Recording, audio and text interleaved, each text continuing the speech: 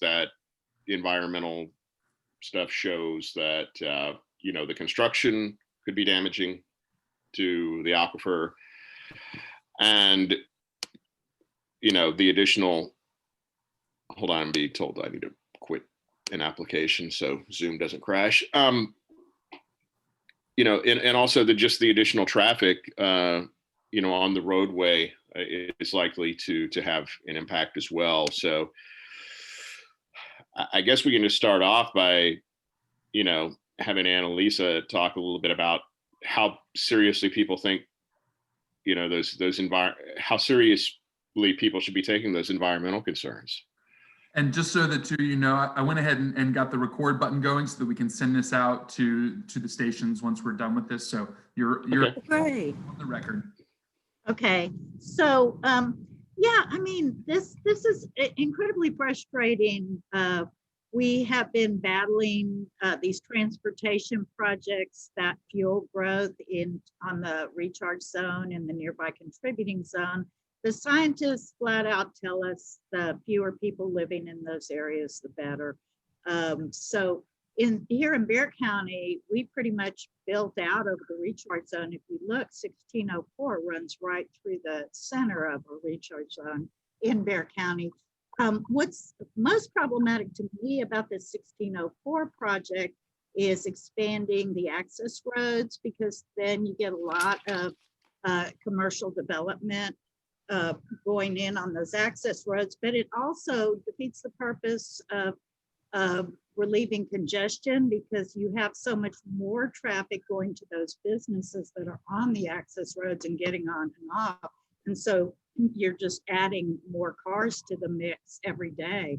So the whole project seems pretty pointless, frankly, but for our recommendation for areas like 1604 would be to do it like a parkway where you have limited access and egress. You absolutely do not have the access roads and all those things that spur growth in the area where you absolutely least want it.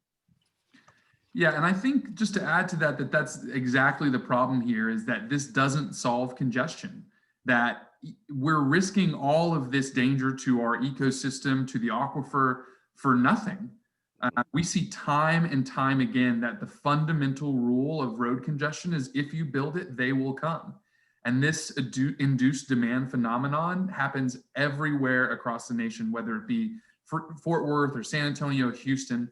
And just as an example, the Katy Freeway in Houston was expanded to 26 lanes, as wide as 26 lanes. They finished that construction, 80% of commuters had their commute times increase. 80%, 4 out of 5 people had a longer commute time after they built one of the widest highways in the world. So it's just really clear that once you build these massive expansions, more cars come on the road, and it's really bad for the city, for the water, and for the people that live there. And here in San Antonio, I mean, it's really perverse, because the bulk of our development has gone north to where it's, encroached on the recharge and contributing zones. We've had more success in other areas. Here in San Antonio, we did have success in changing the trajectory of 281, because we filed to make them do an environmental impact study for 281, and we won that one. And so you've seen a different type. It was going to be a toll road originally with a lot of lanes, and you've seen a different type of building out there where they have the managed turn lanes and all that, which is better. But we have in other areas, like both New Braunfels and Bernie were slated for large outer loops, and we were able to defeat those projects because it would have brought a lot of development into these environmentally sensitive areas. So it's it's really unfortunate that there's not coordination between, protecting our natural resources. And in San Antonio's case, the aquifer is still providing about 70-some% of our drinking water here in San Antonio.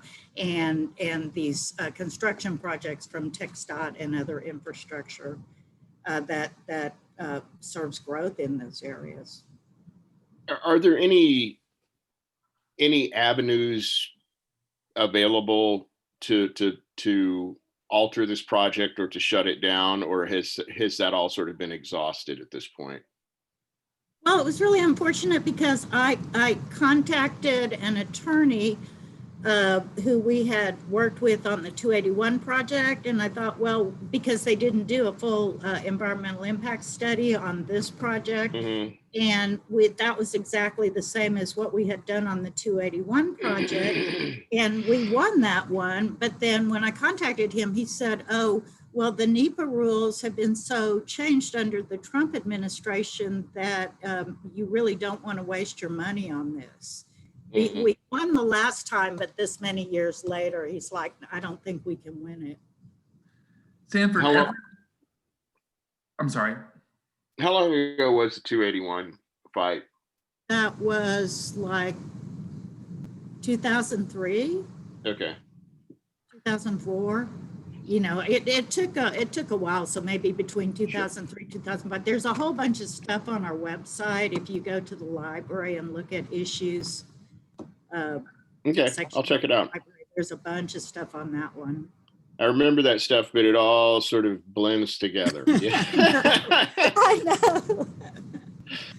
Sanford, I'll just add that the only thing that's been successful in a state like Texas that so prioritizes highway expansions has been local opposition. Successful in pushing back against the Trinity Parkway tollway in Dallas. And that's entirely thanks to local organizing. So if there isn't a groundswell of grassroots opposition, then these projects end up getting built and hurting the communities that they are trying to serve. I would hope that local leaders, including Mayor Nurnberg, would be willing to get some feedback from the people and listen to people like Annalisa at the Aquifer Alliance who say that this is bad. And the more engagement we can have, I think the clearer it will become to the community how detrimental this is. In the case of this particular project, when is it supposed to get underway? The actual turning dirt portion of it. I don't remember the timeline here. Okay, I can look it up. I can find it for you too. Let's see if I just have it right here. I can find it for you if okay. You see it.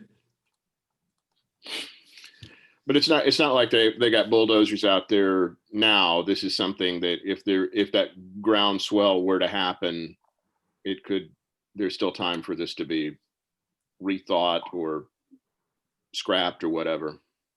On the 281, we had a groundswell mainly because it was a toll road, and people were so resistant to actually paying, to use the roads. And it was kind of funny because I was doing Express News editorial board at the time. Terry Hall was the leader of the anti-toll, and asking, well, in principle, I'm not against people having to pay for something that they use that other people don't. It's that this is the recharge zone. So we really united like a huge group of unintended allies, I guess, on that one. I think this one is going to be, I guess, 1604 is not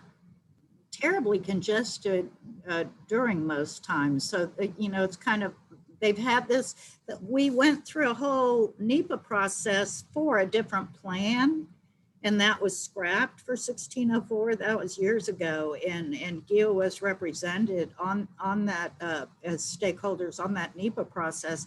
And so this one came as a big surprise because they already had this plan where they'd gone through the process with the stakeholders. There was an approved plan, which is quite different from this one.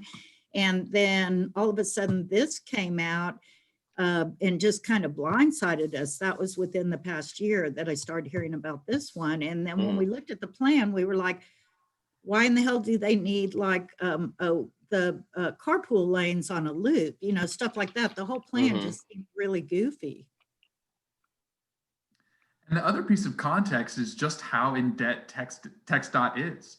TxDOT is tens of billions of dollars in debt, and that's only going to get worse. Their main source of income. Army-wide command climate issues and Fort Hood public affairs activities. The tragic death of Vanessa Guillen and a rash of other challenges at Fort Hood forced us. Sounds like he's doing a voiceover here. Our policies and ourselves. But without leadership. Whoops. Okay. That's sad. We're all laughing and some gal died, but. Yeah. Right. Yeah. So TxDOT's tens of billions in debt, and this is just another, you know, more icing on the cake, as it were. Exactly. And especially because TxDOT's main source of income for this type of project is the gas tax. And we early in the pandemic that driving was down on average for the first 3 months of the pandemic by 50%. So that's 50% roughly less revenue for TxDOT this year. That's in addition to the budget shortfalls that the whole state is going to be facing. And they're still trying to move forward with this, with I-45, with I-35, and with the Southeast Connector. All told, that's about $10 billion worth of unnecessary highway expansions in this state that we really don't have the money for.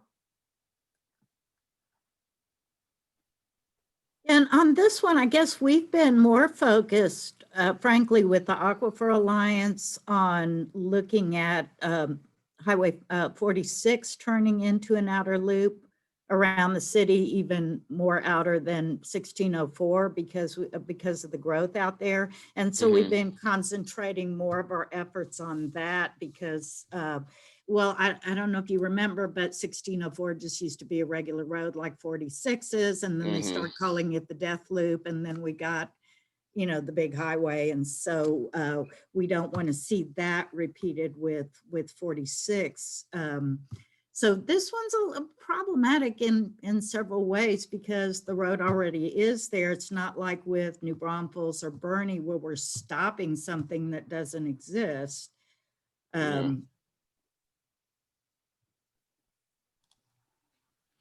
But I think we'll really make a stand on these, I think, these feeder roads, because I think that's one thing that will frankly alarm people who already are using that for their daily commute, you know, the prospect of more traffic for the feeder roads, and see if at the minimum we can get that part, because that's what we feel is the most damaging about the project. Sorry, go ahead, Bay. That was Sanford. And I was going to ask, in terms of this particular project, have you tried to talk with folks on council? Have you tried to talk with the mayor about it? And what has the response been so far?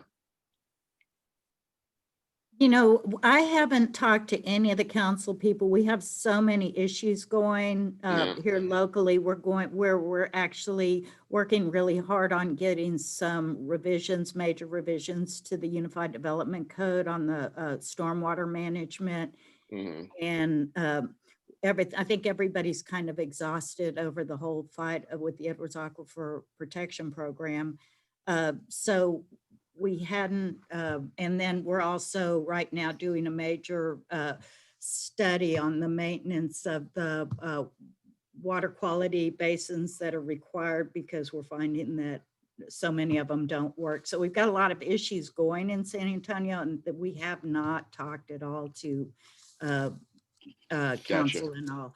But I think once this report comes out, And that's kind of what I was waiting for, was like, look, it's like billed as one of the top 6 stupidest projects in the nation. That gives me a hope to get their attention. Yeah. I wonder, one of the things we've certainly written about, when there was the discussion about aquifer protection program, is just how popular that's been with voters. I mean, it's continued just to stair step up in terms of voter, the majority by which voters approve it. Do you think there's a disconnect when we look at projects like this moving forward over the recharge zone, and then the amount of support people locally have shown for aquifer protection at the ballot box? Do you think that either people don't fully understand the implications of projects like this, or that local leaders and state leaders don't seem to comprehend that people continue to vote for protecting the aquifer? Well, see, there's a huge disconnect here in San Antonio, and it's been very frustrating, because it's really obvious to me that our mayor and the city council, none of them really understand the fragility and need for protection for the Edwards. And I say this because we'll get these requests for rezoning for high density projects on the recharge zone, and council will vote, all of them will vote for it, or maybe 1 or 2 abstaining. So it's clear, and we have asked repeatedly for experts to be able to give a B-session presentation on, how important it is to protect the aquifer. We've done that with past councils, and it's really made a difference. But for example, there's a new project going on out at the Rim. Most people aren't aware that our local ordinances at a location like that on a major thoroughfare on the recharge zone allow 85% impervious cover. Now that's not protective at all. And so our aquifer protection ordinances in San Antonio are so screwy, and they're really in need of revision. And that was another thing that we were going to start pushing on council and make it an election issue, is that we need to revise our policies and our ordinances here in San Antonio if we're going to protect the aquifer, especially since we no longer have such a robust aquifer protection program through the sales tax. Right. Well, let's talk about that at a later date. I do think that's an interesting issue to pursue, and I appreciate you taking the time to chat with me about this expansion. I'll be writing something up today. It's definitely the monetary waste and the environmental implications are certainly alarming. Well, it's also is what we have groups out, say folks in Great Forest and out in those areas, when they're doing this construction, what happens is, and this can be up to 2 years, people start taking the other roads, like say Babcock or those roads. And so you have this traffic that would have been on 1604 going through these neighborhoods, basically, so it's going to be a mess. I think, sounding the alarm about this and getting people who live out there to think, what are the impacts of this project going to be? And is it actually worth the pain of this construction for the added benefit of those lanes? Okay. Thanks a lot. Appreciate your time. Thank you. Bye-bye.